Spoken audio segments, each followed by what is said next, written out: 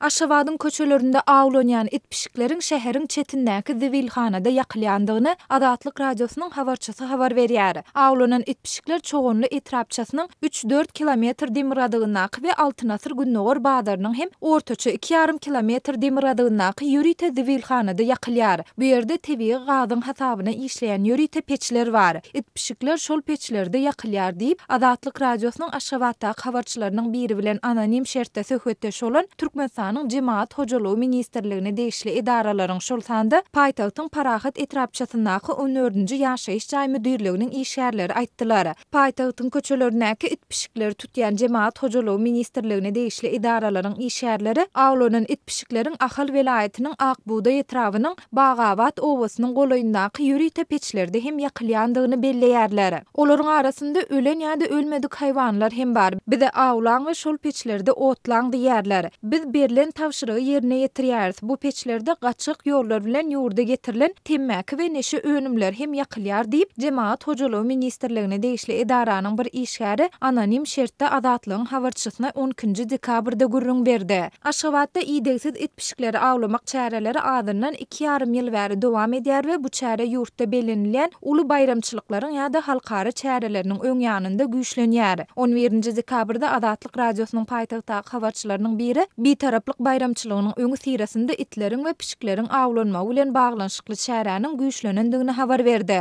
Anonim ýagdaýda habarlaşan habarçy arasaçylyk ýazgyly geýimdäki Jemaat Hojalygy idaralarynyň işgärleriniň haýwanlary tutan ýerinde öldürýändigini we olaryň arasynda öýde saklanýan pişiklerin hem bardygyny aýtdy. Mundan 2 hepde çemesi öň Azatlygyň Aşgabatdaky başga bir habarçysy Parahat 1 we Parahat 2 etrapçalarynda itleriň we pişiklerin gysagly awlanýandygyny hem de olaryň haltalara alınıp gidilýändigini habar beripdi. 16-njy oktýabrda Azatlyk radiosynyň redaksiýasyna Aşgabat şäher häkimliginiň binýadyndaky Arasalaýyş we awadanlaşdyrylyş birleşiginiň paýtagtyň ýaşaýjylarynyň haýwanlar babatyndaky rehimsizliklerden eden arş şikaýatyna beren resmi jogabynyň nusxasy gelip gowuşdy. Birleşik hatda şäheri eýsiz haýwanlardan arasalamak boýunça görülýän çärelerin ýokardan berilen görkezme esasyna amala aşyrylýandygyny tasdikleýär. Türkmenistanyň häkimetleri we media serişdeleri itpişiklerin awlanmagy we olaryň öldürilmegi boýunça Azatlyk radiosunda we garaşsyz habar serişdelerinde çykýan maglumatlar barada häzire çenli kommentariýa bilen çykyş etmän gelýärler. Türkmenistanyň veterinariýa işi hakkyndaky kanunynyň 8-nji maddasynda veterinariýa işi babatda ýerine ýetirji häkimetiň yerli we yerli öz-özüni dolandyryş idaralarynyň Türkmenistanyň Jemaat Hojalygy Ministrliginiň tawinligindaky idaralary bilen bilelikde ilatly yerlerdäki ýykmanda itpişiklerin ýaýramagynyň öňüni almak boýunça çäreleri amala aşyrýandygy aýdylýar.